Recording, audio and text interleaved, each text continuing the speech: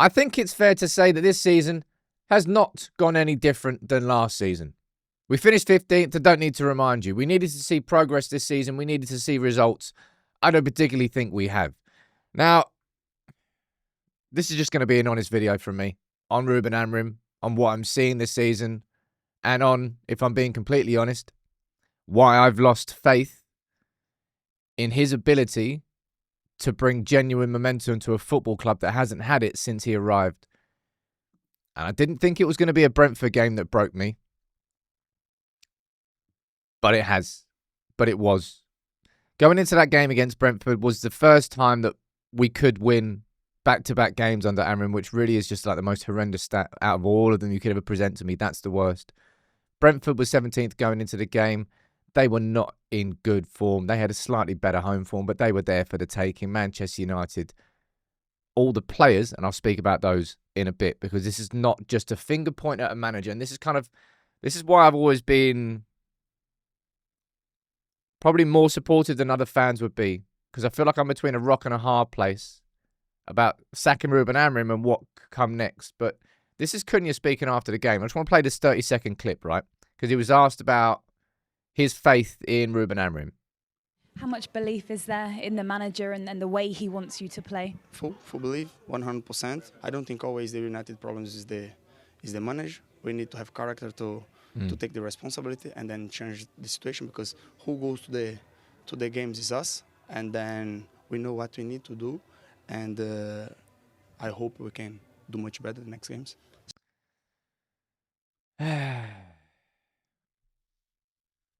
I don't have 100% belief in Ruben Amorim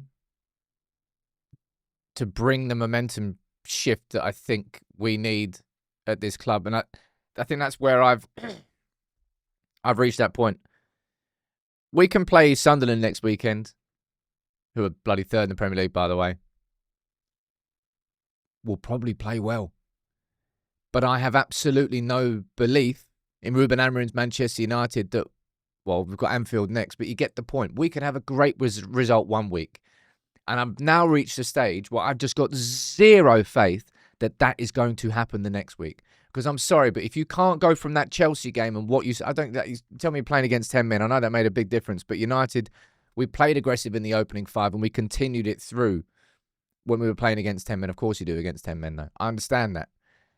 But to do that from Chelsea, to have a week off, playing one game a week, it's supposed to help with the fitness. It's supposed to help with everything, the preparation, the time on the training ground.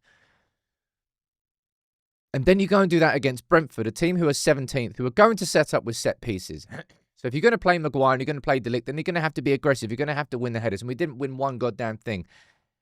And I know that this is not a case of just blaming the system, but my word, it's not worked, lad. My word, it was a few weeks ago I said, look, you're going to have to make some tweaks. And there have been none. None whatsoever. And it's just, I've run out of things to say in support of Amorim. Let's wait until we, no, not that I've run out of things to say. That's a stupid thing. But if you're going into that game and I was waiting for these, waiting for these three to start, and they started, what difference did it make? None. I've lost faith in his ability to create genuine momentum that this football club needs. I really have. I don't think that there's going to be any sort of sustainability between even 2 game weeks, let alone a month of fixtures. Do I think this is entirely his fault? I give over, man. And this is what I mean when I say I'm between a rock and a hard place. At the same time as me not having any faith in his ability to bring that momentum that's just permanently eluded us under him, I've also not got any faith in what would happen next. I've not got any faith that sacking a manager of Manchester United and bringing in someone new will bring about the sustainable change that I think this club needs. I don't have faith in either what I'm looking at or what could come next. And that's why I will always do this with any manager of Manchester United. I will always support them until it's not that I feel like I can't support Ruben. I think clearly he's a genuinely decent man. I think he's had a lot of impact, positive impact, on the actual culture of the club. You might laugh at me saying that. You really might. But I don't think Ten Hag left too much good behind him. I think when it's said and done with Ruben Amorim, I think he has. Now, I don't personally feel that the squad has been built for Ruben Amorim. I feel like the squad and the signings that we've made have been the vision of Ineos and signings for the club rather than the manager.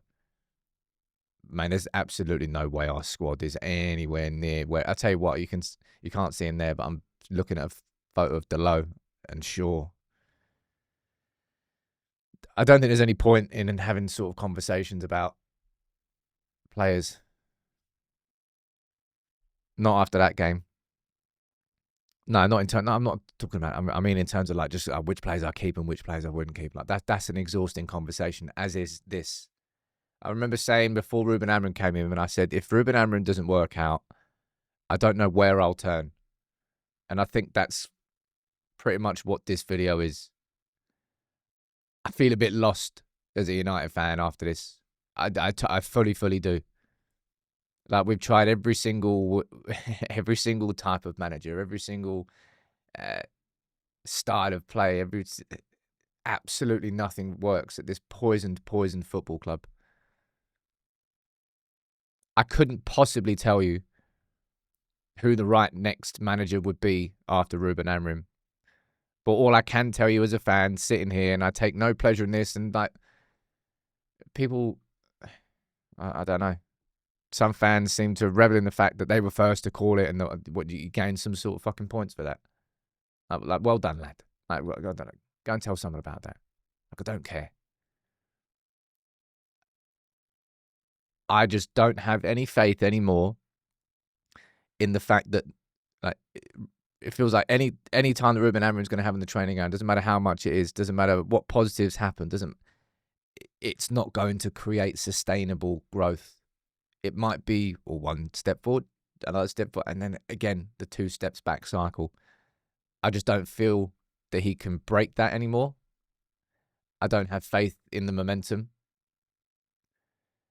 I don't have faith in the system, that the iteration of the system. Look, Glasner uses a 3-4-2-1, and look at Crystal Palace on the longest unbeaten run ever in the Premier League. And I think the longest unbeaten run in the Premier League out of any other team. So it's not the 3 at the back system, it's the application of it. It's not working, and he won't change it.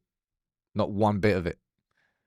And as I said a good while ago, that would get him sacked.